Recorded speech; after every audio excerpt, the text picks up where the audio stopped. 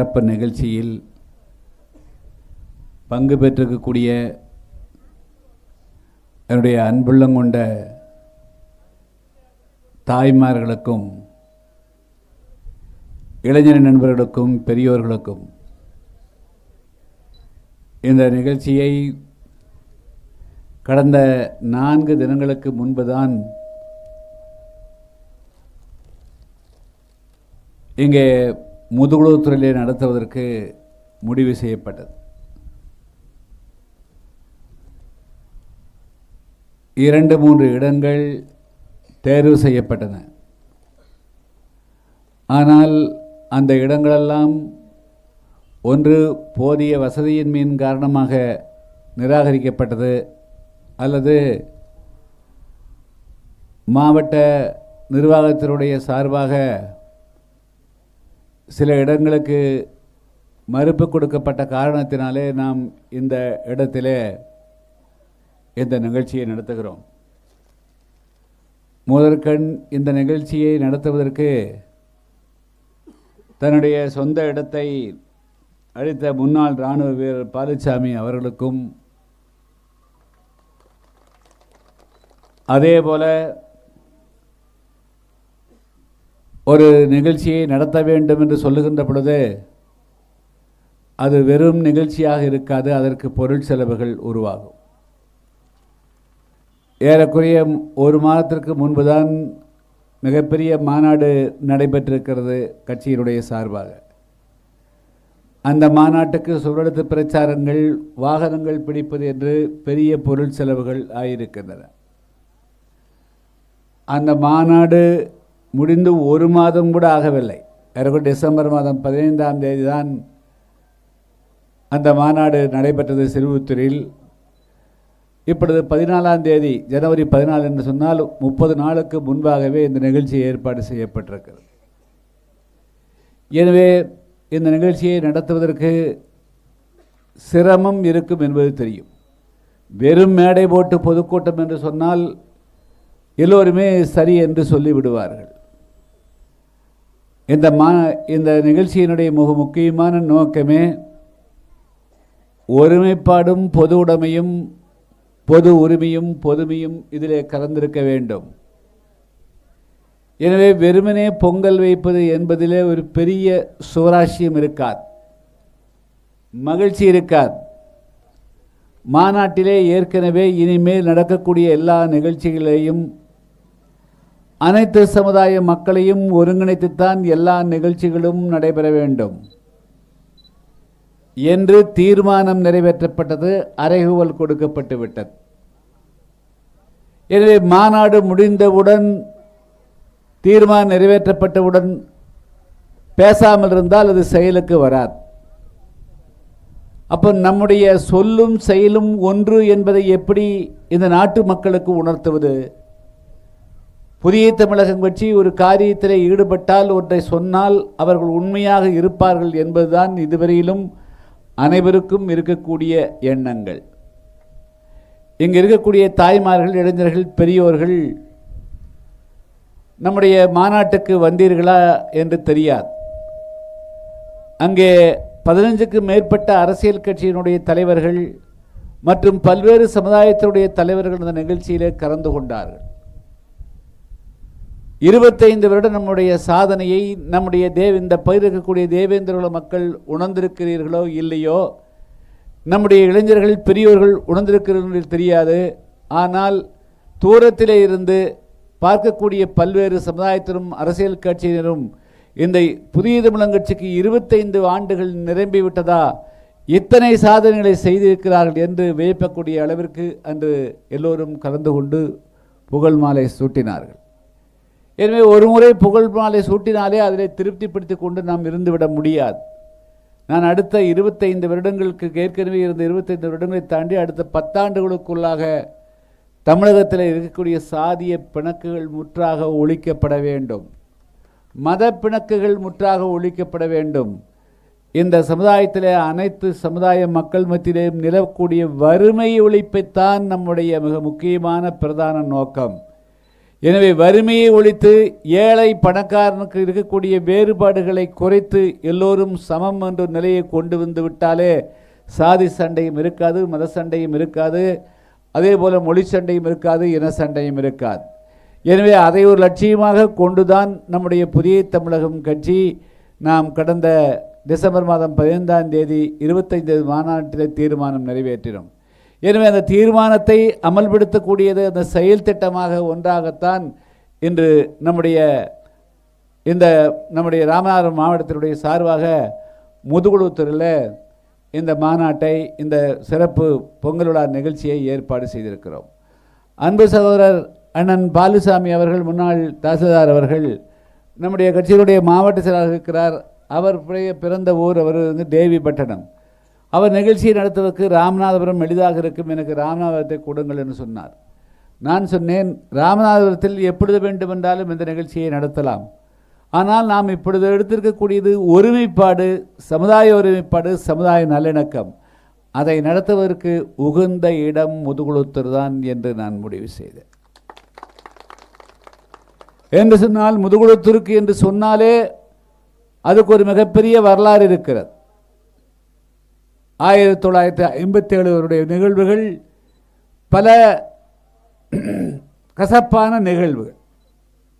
எனவே அவர்களுக்கெல்லாம் மருந்து போட வேண்டும் என்று சொன்னால் அந்த வரலாற்றை மாற்றி அமைத்து கசப்பான வரலாற்றை எல்லாம் இனிப்பான நிகழ்வுகளாக கொண்டு வர வேண்டும் என்று சொன்னால் அது பொங்கல் திருநாளே இனிப்பு பொங்கல் வைத்து அனைவரையும் அழைத்து இனிப்பு கொடுப்பது மூலமாகத்தான் ஒரு நல்ல சமீட்சை அனைவருக்கும் சென்றடையும் என்ற அடிப்படையில் தான் முதுகுளத்தூரை நான் தேர்வு செய்தேன்.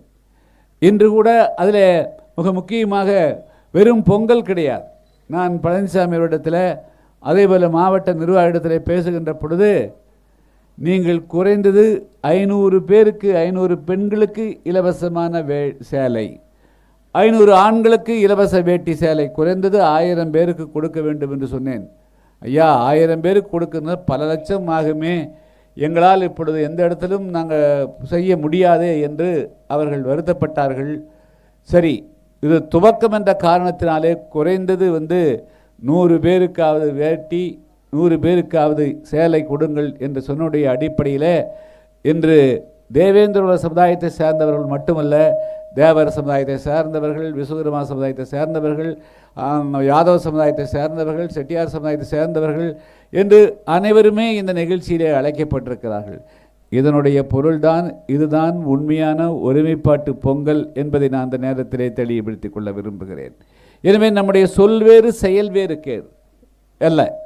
இன்று இந்த சிறிய அளவில் துவங்கப்படக்கூடிய இந்த ஒருமைப்பாட்டு விழா, தேசிய ஒருமைப்பாடு, சமுதாய ஒருமைப்பாடு, நம்முடைய முதுகுளத்தூர் மக்களத்திலே இருக்கக்கூடிய ஒருமைப்பாடு என்பது இனிமேல் வரக்கூடிய எல்லா நிகழ்ச்சிகளையும் நம்முடைய புதிய தமிழக கட்சியினருக்கு வைக்கக்கூடிய வேண்டுகோள், உங்களுடைய கிராமத்திலே நீங்கள் கொடை என்று அழைக்கப்படக்கூடிய கோயில் திருவிழா நடத்தலாம், அது வேறு ஏதாவது ஒரு விழா நிகழ்த்தலாம். எந்த விழா நடத்தினாலும் அந்த விழா ஒரு பொதுமையானதாக இருக்க வேண்டுமே தவிர அது வெறும் சாதியினுடைய அடையாளத்தை மட்டுமே தூக்கி பிடிக்கக்கூடியதாக இருக்கக்கூடாது என்ற அடிப்படையில் தான் ஒருமைப்பாடு பொதுமை பொங்கல் திருவிழா என்று நான் பெயரிட்டிருக்கிறேன். எனவே இது ஒரே ஒரு நாள் நடத்தக்கூடிய கிடையாது. இது அடுத்த 10 ஆண்டுகளுக்கு அல்லது 15 ஆண்டுகளுக்கு அல்லது சமுதாயங்களுக்கு இடையே எல்லா விதமான கசப்புணர்வுகளும் மறைந்து எல்லோரும் நாமெல்லாம் இந்த நாட்டினுடைய பாரத தாயினுடைய புதல்வர்கள், இந்தியாவினுடைய மக்கள், நாமெல்லாம் மனிதர்கள், நம்மிடத்தில் எந்த விதமான வேறுபாடுகளும் இருக்கக்கூடாது என்ற உணர்வுகள் வாயளவிலே இல்லாமல் உள்ளத்தளவிலே உருவாக வேண்டும் என்ற அந்த நிலை உருவாகின்ற வரையிலும் எப்படி கடந்த 25 ஆண்டு காலம் பொறுமையாக பல்வேறு விதமான கஷ்டங்களை தாங்கிக் கொண்டு நம்முடைய தேவேந்திர சமுதாயத்துக்கு ஏற்பட்ட பல நெருக்கடிகளையும் தொல்லைகளையும் ஏற்று போராடினோமோ, அதே போல சமுதாய ஒற்றுமைக்காகவும் அடுத்த ஒரு 10 ஆண்டு காலத்தை நம்மை அர்ப்பணிக்க வேண்டும் என்பதுதான் இந்த பொங்கல் திருநாளிலே, இந்த ஒருமைப்பாட்டு பொதுமை பொங்கல் திருநாளிலே நான் புதிய தமிழகம் கட்சியினருக்கு வைக்கக்கூடிய வேண்டுகோளாகும். என்று சொன்னால் ஒரு செயலை ஒரு நாள் செய்துவிட்டால் யாருக்கும் தெரியாது. தொடர்ந்து அந்த செயல் நடக்கின்ற பொழுதுதான் புதிய தமிழகம் கட்சி உண்மையாகவே சமுதாய ஒற்றுமைக்காக, சமுதாய ஒருமைப்பாட்டுக்காக பாடுபடுகிறது. எனவே நம்மிடத்திலே எந்த விதமான சண்டைகள் சச்சரவுகள் வேண்டாம். இனிமேல் நம்மிடத்திலே நாம் உழைப்போம், நாம் அனைவரும் சமமாக உயர்வோம் என்ற அடிப்படையிலே அனைவரிடத்திலேயும் நல்ல எண்ணங்கள் தோன்றுவதற்கு வாய்ப்பாகும். அது ஆங்கிலத்திலே உண்டு, பீயிங் டெட்டர்மின்ஸ் த கான்சியஸ்னஸ், வாழ்நிலையே எண்ணங்களை தீர்மானிக்கிற என்று. எனவே நாமெல்லாம் இதுபோன்று பல நிகழ்ச்சிகளிலே, இதுபோன்று பொதுமை பொங்கல் நிகழ்ச்சிகளை கலந்து கொள்கின்ற பொழுது 1, 2, 3, 4 என்று தொடர்ந்து எல்லா கிராமங்களிலேயும் எல்லா பேரூராட்சிகளிலும் எல்லா நகராட்சிகளும் நடக்கின்ற பொழுது இது ஒரு மக்கள் இயக்கமாக மாற்றப்படும். அந்த அடிப்படையில் தான் இன்று இந்த ஒருமைப்பாட்டு பொதுமை பொங்கல் விழா நிகழ்ச்சியை நம்முடைய கட்சியின் சார்பாக ஏற்பாடு செய்கிறோம். இதனுடைய மிக முக்கியமான நோக்கமே, நாம் இனிமேல் அது முதுகுளத்தூரோ கமுதியோ கடலாடியோ அது சாயர்குளமோ அல்லது எந்த பகுதியோ, இனிமேல் சாதி சண்டைகள் என்பது இருக்கவே கூடாது. அங்கங்கே பிரச்சனைகள் வரும், வராது என்று சொல்ல முடியாது. ஆனால் அந்த பிரச்சனைகளை ஒரு தெருவிலே ஏற்படக்கூடிய பிரச்சனையை அது தெரு பிரச்சனையாகத்தான் அணுக வேண்டுமே தவிர, ஒரு கிராமத்தில் ஏற்படக்கூடிய பிரச்சனையை கிராம பிரச்சனையாகத்தான் அணுக வேண்டுமே தவிர, அந்த கிராம பிரச்சனையை தாலுக்கா அளவிலே கொண்டு வருவது, அந்த பிரச்சனையை மாவட்ட அளவிலே கொண்டு செல்வது, அந்த பிரச்சனையை மாநில அளவிலே கொண்டு போவது, ஏதோ ஒட்டுமொத்தமான மக்களுக்கும் எல்லா விதமான அநீதியும் இழைக்கப்பட்டது போல கொண்டு வந்து பூதாகரப்படுத்துகின்ற செயல்கள் இனிமேல் இருக்கக்கூடாது. சட்டத்தை அமலாக்குவதற்கு என்று ஒரு துறை இருக்கிறது, காவல்துறை இருக்கிறது, வருவாய்த்துறை இருக்கிறது. அவர்களுக்கு நிர்பந்தம் கொடுத்து பாரபட்சம் இல்லாமல் யாரு தவறு செய்தாலும் அவர்கள் மீது நடவடிக்கை எடுக்கக்கூடிய அளவுக்கு தான் கொண்டு போக வேண்டுமே தவிர, இதை அரசியலாக்குவது, இதன் மூலமாக குளிர் காயக்கூடிய யாருக்கும் நாம் இடம் எடுத்துக்கூடாது. என்று சொன்னால், ஓட்டு வாங்கக்கூடிய கட்சிகள், ஆட்சியிலே அமரக்கூடியவர்களுக்கு இந்த சமுதாயங்களை எல்லாம் முட்டி மோதவிட்டு கொண்டிருந்தால் அவர்களுக்கு சுகமாக இருக்கும். அப்படித்தான் 25 ஆண்டு காலம் இந்த சமுதாயம் ஒற்றுமையாக இருந்தது எல்லாம் சீரழித்தார்கள். நான் ஒரு வழியிலே போனால் அந்த ஊரில் இருக்கிற கிராமத்துக்கு தேவர்களுக்கு நான் வர்றதும் தெரியாது, போகிறதும் தெரியாது. ஆனால் கிருஷ்ணசாமி வர்றாருன்னு சொல்லி முதல் நாளிலே தூண்டி விட்டுருவாங்க. என்ன சும்மா இருக்கிறீங்க, இந்த வழியாக விடுறீங்க அப்படின்னு அவங்கள தூண்டி விடுறது. அப்போ அவன் என்ன செய்வான், ஓ நம்ம சும்மா இருக்கக்கூடாது போல் இருக்குது, 2 கல்லை போடணும் போல் இருக்குது, கரெக்டாக போடணும் போல் இருக்குது, முல்லை போடுறதுக்குன்னு போட்டாங்க. அவங்களுக்கு வேலை முல்லை போடுற வேலை கிடையாது. அவங்க காட்டில் இருக்கிற முல்லை ஆகிறதுக்கு அவங்க நேரம் தெரிய இருக்காது, அவன் வீட்டில் இருக்கிறதாகிறதுக்கு நேரம் தெரிய இருக்காது. கிருஷ்ணசாமி வர வழியில் முள்ளு போடுறதுக்காக வேலை. ஆனால் தூண்டி விடப்பட்டார்கள். அதுக்கு சில பேர் இரையானார்கள். அதை காரணம் காட்டி இந்த நாட்டில் ஏதோ பெரிய நடக்குது போது சொன்னார்கள். இதுக்கு எந்த சமுதாயத்தை சார்ந்தவர்கள், அது தேவேந்திரகுலமோ தேவேந்திரமோ தேவேந்திர சமுதாயமோ அது யாதவ சமுதாயமோ அல்லது இங்கே இருக்கக்கூடிய எந்த பெருமான இஸ்லாமிய சமுதாயமோ ஒன்றை சொல்லுகின்ற பொழுது அதனுடைய உண்மைத்தன்மை, அது இஸ்லாமிய சமுதாயம் இருந்தாலும் கூட, ஐயோ இஸ்லாமியர்களுக்கு இந்துக்களால் பாதிப்பு ஏற்படும் சொன்னால், ஓஹோ அப்படியா, நாம் 1000 பேர் திரள வேண்டும் என்று நினைக்கக்கூடாது. அது என்ன உண்மைன்னு போய் பாட்டுவாங்க. ஏதோ ஒருத்தருக்கு அது முக்கியமாக டாஸ்மார்க்கில் தான் சண்டை வரும். அங்கே இருக்கிற சண்டையை கொண்டு வந்து அது வீட்டுக்கு கொண்டு வரான், வீதி கொண்டு வர்றான். ஸோ அதனால் அதனுடைய உண்மைத்தன்மையை கண்டிருந்து 2 பேர் தகராறுனா 2 பேரும் போய் ஸ்டேஷனில் போய் முடிச்சுக்கோங்கப்பா, அது ஊருக்கு கொண்டு வராதீங்க, ஊருக்கு கொண்டு வராதுன்னு சொல்லக்கூடிய அளவுக்கு இந்த சமுதாயத்தில் ஒரு நல்ல எண்ணங்கள், உயர்வான எண்ணங்கள் எல்லாருடைய மத்தியிலும் வரணும். இதை மற்ற அரசியல் கட்சிகள் செய்ய மாட்டார்கள், செய்யவில்லை. அவர்களெல்லாம் ஆட்சியிலே 60 வருடம் 70 வருடம் இருந்து விட்டார்கள். அவர்களுக்கு நோக்கம் எந்த குளத்தில் மண்ணெல்லாம், எங்கே ஆறு கிடக்குது, எங்கே ஓடை கிடைக்குது, அதெல்லாம் எங்கே சத்துணர்வு அமைப்பாளருக்கு அப்ளிகேஷன் போட்டிங்கன்னா 5 லட்சம் கொடு, 6 லட்சம் கொடு, 7 லட்சம் கொடு, எங்கே ரேஷன் கடைக்கு வேலைக்கு போட்டிங்கன்னா அதில் 8 லட்சம் கொண்டா, 9 லட்சம் கொண்டா, நீ கட்சியில் எத்தனை வருஷம் இருந்துக்கிற, காடை கொண்டா, உங்கள் அப்பா இருந்தானா, உங்கள் தாத்தா இருந்தாங்களா, இதையெல்லாம் பார்த்து காசு பறிக்கிறதுக்கு தான் அவங்க நேரம் இருக்க தவிர நம்முடைய வாழ்க்கையில் மேம்படுத்துவதற்கு எதுவுமே கிடையாது. ஆட்சிக்கு வர்றதுக்கு முன்னாடி 2.5 வருஷத்துக்கு முன்னாடி அவங்க என்ன சொன்னாங்க உங்களுக்கே தெரியும். எத்தனை பொய்ய சொன்னாங்க. வீடு அப்பா வந்தான், மகன் வந்தான், அக்கா வந்தா, எல்லாரும் எல்லாமே வந்தால் பாலாறு தேனாறு ஓட மாட்டோம். இங்கே பாருங்கள் முதுகுளத்தூர் எப்படி காஞ்சி கிடக்குது. என்ன இருக்குது? நாங்கள் வர வழியெல்லாம் பார்த்தோம். ஒன்று முள்ளு செடி இருக்குது, இல்லைன்னா நெல் வயல் இருக்குது. இது தவிர அங்கே வளம் குடிக்கிறதுக்கு ஒன்றும் இல்லை. அங்கே கரும்பு இல்லை, வாழை இல்லை, மஞ்சள் இல்லை, எந்த விதமான பணப்பயிரும் கிடையாது. நான் தான் வர்றபோது சொல்லிட்டு இருந்தேன், இந்த பகுதிகளில் ஒன்று இந்த வயல் ஒரு ஸ்கொயராக இருக்கக்கூடிய சதுரமாக இருக்கக்கூடிய இந்த வயல் இதுதான் அவங்க சொத்தாக இருக்கும். இதுக்குள்ளே நெல்லை போட்டு வச்சுக்குவாங்க. ஒரு மிளகாய் மிளகாய் மட்டும் வத்தலை போட்டு வச்சுக்குவாங்க. கருவாடு கிடைச்சா கருவாடு, இதுதான் மிகப்பெரிய உணவு. குளத்தில் தான் தண்ணி. இப்படித்தான் வாழ்க்கை இருந்தது. ஆனால் இதையெல்லாம் மாற்றுவதற்கு உண்டான வழிகள் கிடையாது. என்ன 2 வருஷத்துக்கு முன்னாடி பெண்கள் வந்தோடனே வீட்டுக்கு குடும்ப பெண்களுக்கு 1000 ரூபா கொடுத்தாங்களா? பென்ஷன் 1500 உயர்த்தணும்னு சொன்னாங்க, கொடுத்தாங்களா? கல்வி கடனை ரத்து செய்யணும் பண்ணாங்களா? கூட்டுறவு கடன் ரத்து பண்ணாங்களா? எதுவுமே பண்ணல. அப்போது 5 வருஷத்துக்கு ஒரு தடவை தேர்தல் வரும்போது 505 பொய்யை சொல்கிறது, 500 ரூபா கையில் கொடுக்கறது. நாமும் அந்த நேரத்துக்கு ஏதோ 500 ரூபா 4 நாளைக்கு கூலி வேலைக்கு போனால் தானே நம்ம கைக்கு 500 ரூபா வரும். சரி, இது ஒரு 2 நாளைக்காவது காய்கறி வாங்குறதுக்கு பலன் இருக்குன்னு சொல்லிட்டு அதை வாங்கி ஓட்டு போடுறோம். நம்முடைய தாய்மார்களும் பெரியவர்களும் மிக முக்கியமான விஷயத்தை நாம் இனிமேலும் இன்னும் அடுத்த 100 ஆண்டுக்கு நம்முடைய பள்ளிகளும் இந்த காட்டுக்குள்ளே கருவாடுக்கு அந்த வேலிமுள்ளு காட்டுக்குள்ளேயே நம்முடைய வாழ்க்கையை விசேஷமாக இருக்கக்கூடாது. நம்முடைய வாழ்க்கையில் ஒரு மேம்பாடு அடையணும். அது இந்த கட்சி இன்றைக்கி இருக்கிற கட்சியினாலே, திமுக இந்த கட்சி போன கட்சிகளால் முடியாது. நாட்டில் நாம் ஒற்றுமையாக இருந்துட்டோம்னா, நிச்சயமாக நாம் விழிப்போடு இருந்துட்டோம்னா நல்ல ஆட்சிகள் மலரும், நமக்கு வேண்டியதெல்லாம் கிடைக்கும். அதனால் இன்றைக்கி கடந்த பல வருஷமாக ஒவ்வொரு பொங்கல்லையும் இலவசமாக வேட்டி சேலை வழங்குவாங்க. கடந்த முறை ஒரு முதலமைச்சர் எடப்பாடி இருந்தபோது 2500 ரூபா கொடுத்துக்க 5000 கொடுங்கன்னு ஸ்டாலின் சொன்னார். இன்றைக்கி 2500 ரூபாய்க்கு 2500 ரூபா மேலே 2000 ரூபா கொடுத்த போது 5000 கொடுங்கன்னு சொன்னாங்க. இன்றைக்கி அதே வாய் என்ன செய்து, நான் கரும்பு கொடுத்தா குறை சொல்கிறீங்க, வெல்லம் கொடுத்தா குறை சொல்கிறீங்க, முந்திரி கொடுத்தா குறை சொல்கிறீங்க, அதனால் நீயே 1000 ரூபா வாங்கி 1 கிலோ அரிசி கொடுக்குற, அது முந்திரி வாங்கி போட்டுக்கோன்னு சொல்லி கணக்கு முடிச்சுட்டாங்க.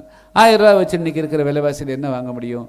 ஒரு வேட்டி சேலை வாங்க முடியுமா? ஒரு பொங்கல்னால் 2 நாளைக்கு 3 நாளைக்கு நல்ல பொருளெல்லாம் வாங்க முடியுமா? ஒரு 10,000 ரூபா கொடுத்தா என்ன குறைஞ்சி போச்சு? அதான் டாஸ்மார்க்கில் நம்ம கணவன்மார்கள் தம்பிமார்கள் கொண்டு போய் கொடுக்குறாங்கல்ல. ஆச்சா, அது கொடுக்குறாங்கல்ல, அதுதானே, வேறு என்ன? அதுதான் நம்ம வருமானம் வேறு எங்கேருந்து வரப்போகுது? இவதாங்க வேலை பாடுபட்டு போனால் அங்கே கொடுக்கலன்னா மூச்சு வராது, அங்கே தூக்கம் வராது. அங்கே போனோன்னு அங்கே காலையில் அங்கே முடிச்சா தானே அவங்க தூக்கம் வரும். ஸோ அதனால் அந்த பணத்துலேருந்து தானே எடுத்து கொடுக்க போகிறீங்க. அதனால் நீங்கள் இந்த 500 ரூபா வாங்குற போது, 1000 ரூபா வாங்குற போது ஒரு 10 நிமிஷம் போய் வீட்டுக்குள்ளே போய் நின்று இந்த 500 ரூபாய் எப்படி கொடுக்க முடியும்? இது எங்கிருந்து எடுத்து கொடுக்குறாங்க? இவங்களுக்கு எங்கிருந்து வருது? நாமளும் கஷ்டப்பட்டுக்கிற வாழ்நாளெலாம் கஷ்டப்படுறோம். நம்மளால் ஒரு 1 லட்ச ரூபா 2 லட்ச ரூபாயும் கூட ஒரு கையிருப்பு வைக்க முடியல. இவன் 2.5 லட்சம் பேருக்கு ஒவ்வொரு வீட்டுக்கு 500 ரூபா 2000 ரூபா கொடுத்து 20 கோடி ரூபா இவனால் எப்படி சம்பாதிக்க முடியும்? அவன் என்ன வேலை செஞ்சு 20 கோடி ரூபா சம்பாதிக்கிறான்? அப்போ இவன் ஏதோ மிகப்பெரிய ஒரு கொள்ளை அடிச்சுக்கிறான். ஆச்சுங்களா? அரசாங்கத்துடைய சொத்தை கொள்ளையடிக்காமல் இத்தனை கோடி ரூபா வச்சுருக்க முடியாது. ரோடு போட்டால் அதில் கான்ட்ராக்ட் எடுக்கிறான், குவாரி மண்ணில் எடுத்துக்கிறான். சும்மா சாதாரண நம்ம காட்டிலேருந்து மண் எடுத்துகிட்டு போனால் லாரி அங்கே போனால் கட்சிக்காரன் நினைக்கிறான், ஒரு லோடுக்கு ஒரு யூனிட்டுக்கு 300 ரூபா அவன் வாங்கிக்கிறான். ஸோ இப்படியெல்லாம் கொள்ளையடித்த பணத்தான் கொண்டு கொடுக்குறாங்க. நாம் அந்த 500 ரூபா வாங்கிறது தான் அவங்கள மேலும் கொள்ளையடிப்பதற்கு ஊக்குவிக்குது. அதனால் தாய்மார்கள், பெரியவர்கள், இளைஞர்மார்கள், நண்பர்கள் சும்மா சினிமாவுக்காரங்க பின்னாடி போகாமல், அதே போல் சும்மா வாட்ஸ்அப்லேயும் ஃபேஸ்புக்லேயும் நடித்து கருத்து சொல்லுங்க பின்னாடி போகாமல், எது உண்மை எது பொய், யார் உண்மையாக இந்த சமுதாயத்துக்கு குரல் கொடுக்கிறார்கள் என்ற அடிப்படையில் நீங்கள் நம்முடைய புதிய தமிழகம் கட்சியினுடைய நண்பர்களை பொறுத்தமட்டில் கேட்டுக்கொள்வது, நீங்கள் உள்ளத்தாலும் செயலாலும் உண்மையாக இருந்திட வேண்டும். ஒரு நிகழ்ச்சியை நடத்துகிற போது தலைமையிலிருந்து கட்டளையிட்டால் அதில் ஒரு மிகப்பெரிய விஷயம் இருக்குதுன்னு நீங்கள் புரிஞ்சுக்கணும். இது ஒரு மிகப்பெரிய நோக்கம். இன்று மிகச்சிறிய அளவுக்கு ஒரு 300-400 பேர் வச்சு இந்த நிகழ்ச்சி நடந்தாலும் கூட இந்த நிகழ்ச்சி சிறுசுன்னு நினைக்காதுங்க. சிறுசு தான் எப்பொழுதும் பெருசாகும். இது தமிழ்நாட்டினுடைய அனைத்துடைய முதுகுளத்தூர் பகுதி மட்டுமல்ல, ராமநாதபுரம் மாவட்டத்துக்கு மட்டும் இந்த வைப்ரேஷன். இப்போ குளத்துக்குள்ளே ஒரு சின்ன கல்லை போடுறோம்னா அலை அந்த அலை எவ்வளோ தூரத்துக்கு போகுது, அதுபோல் இந்த நிகழ்ச்சியே இந்த ராமநாதபுரம் மாவட்டம் முழுவதுக்கும் ஒரு அலையை கொண்டு போகும். சமத்துவ பொங்கல் கோடி கோடியாக சம்பாதிக்கிற ஆளுங்கட்சி நடத்தலை, சம்பாரித்து இருந்த அதுக்கு முன்னாடி இருந்த எதிர்கட்சி நடத்தலை, மத்தியில் இருக்கிற ஆளுங்கட்சி நடத்தலை. ஆனால் ஒரு சிறிய அளவில் இருக்கக்கூடிய கட்சி சொந்த பணத்தை போட்டு யாரிடத்திலேயும் வசூல் செய்யாமல் இவர்கள் நிகழ்ச்சியை நடத்தியிருக்கிறார்கள் என்று மற்றவர்களுக்கும் இது ஒரு தூண்டுகோலாக இருக்கும். எனவே புதிய தமிழகம் கட்சியை பொறுத்த மட்டிலும் நீங்கள் ஒரு நிகழ்ச்சியை சொல்லுகின்ற பொழுது நீங்கள் ஒரு பார்ட்டிசிபேஷன் பங்களிக்கணும். பங்களிப்பில்லாமல் எந்த நிகழ்ச்சியும் வெற்றி அடையாது. ஒரு பாலுச்சாமி சொல்கிறாருன்னா அவர் சொல்லலை, நான் தான் சொல்கிறேன்னு அர்த்தம். அவருக்கு முழுமையாக ஒத்துழைக்கணும். நீங்கள் அவன் செலவழிக்கட்டு இவன் செலவழிக்க முடியாது. ஒரு 5000 ரூபா 10,000 ரூபா கடன்பட்டு ஒரு நிகழ்ச்சியை பண்ணால் நீங்கள் கடனாளி ஆகிவிட மாட்டீர்கள். பொதுமக்களுக்காக, ஏழை எளிய மக்களுக்காக நாம் செய்ய செய்ய செய்ய நாமும் வளருவோம், இந்த நாடும் வளரும். யாரும் கொடுத்து கெட்ட வரலாறு கிடையாது, கொடுக்காமல் கெட்டவர்கள் தான் உண்டு. எனவே நம் முடிந்த அளவுக்கு இனிமேல் எல்லா நிகழ்ச்சிகளையும், ஒரு கிராமத்தில் ஒரு சின்ன நிகழ்ச்சினா கூட 10 பேர் இருந்தாலும் கூட 10 வேற சமுதாயத்தை கொண்டு வந்து அவங்களுக்கு நீங்கள் உதவுங்க. உதவிக்கிட்டே இருக்கணும், கொடுத்துட்டே இருக்கணும், பங்களிச்சுட்டே இருக்கணும். இதுதான் இன்று நம்முடைய ஒருமைப்பாட்டு